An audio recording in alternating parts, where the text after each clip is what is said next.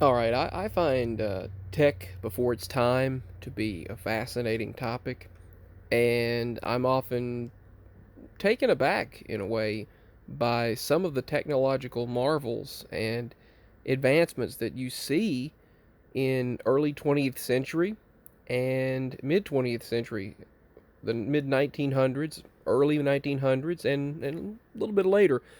Even before then, some of the higher quality images that we would see in the 1800s. Of course, some of them have been upgraded and revamped to not revamped. That's probably not the proper word.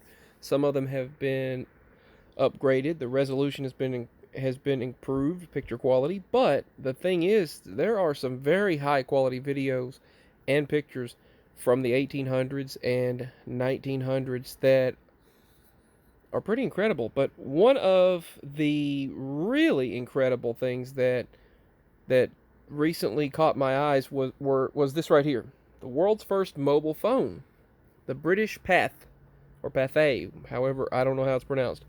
I don't know if I butchered it or not, but the mobile phone 1922. Check this out, Eve's Wireless, and this is a 1922 ad. Probably turn the music down.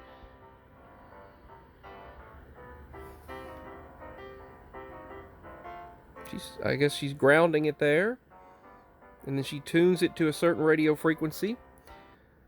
It's Eve's portable wireless phone, and won't hubby have a time when he has to carry one?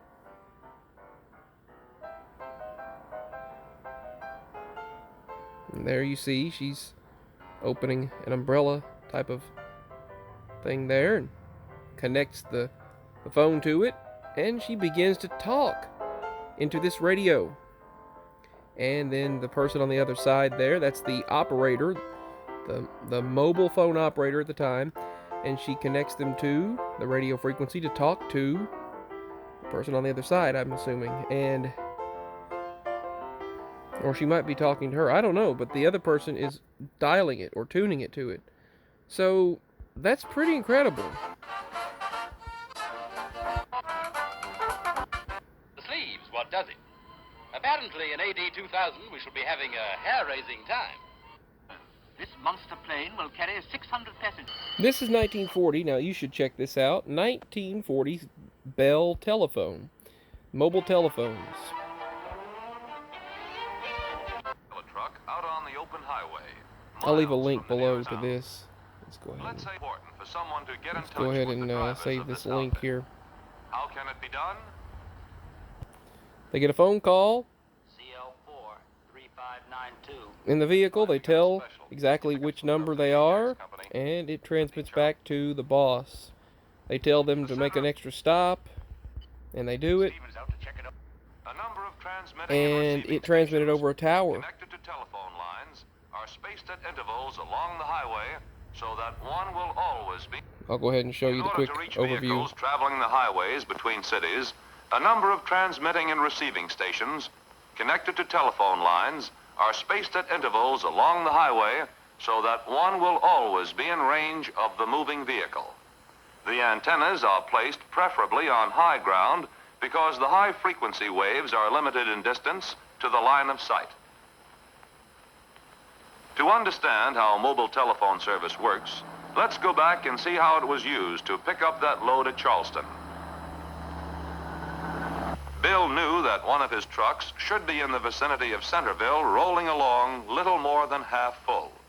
If he could get in touch with the truck, he would be okay. This seemingly unusual assignment was simpler than you might think. All Bill had to do was to call the truck on the mobile telephone service with which all his transports were equipped. Using his regular business telephone, he dialed long distance. Try to reach CL4 3592 at Centerville. Thank you. Telephone building in Centerville. The mobile service operator at that point handled the call so that it went out on the air from an antenna located near Centerville. The truck was in the vicinity and responded with its own transmitting equipment. In the radio part of calls between vehicles and mobile service stations, frequency modulation, FM, is utilized to ensure high-quality transmission. Except for the radio part of the conversation, the calls travel back and forth over telephone lines.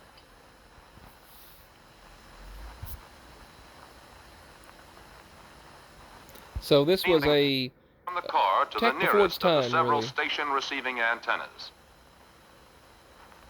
These are connected by telephone lines to the base station. By having several receiving antennas, it is ensured that the reception from mobile units having relatively low power transmitters and antennas close to the ground will not be blocked by high buildings. After the call reaches the receiving station antenna, it is handled like a regular telephone call. The return message, that is the base station end of the call, goes out over a telephone line to a transmitter which is powerful enough to cover the entire city from a single, high, centrally located antenna. When mobile telephone equipment is used, the push-to-talk button on the handset is pushed down when a person talks and released when he listens. Thus, the mobile telephone equipment in the car transmits when the handset button is down and receives when the button is up.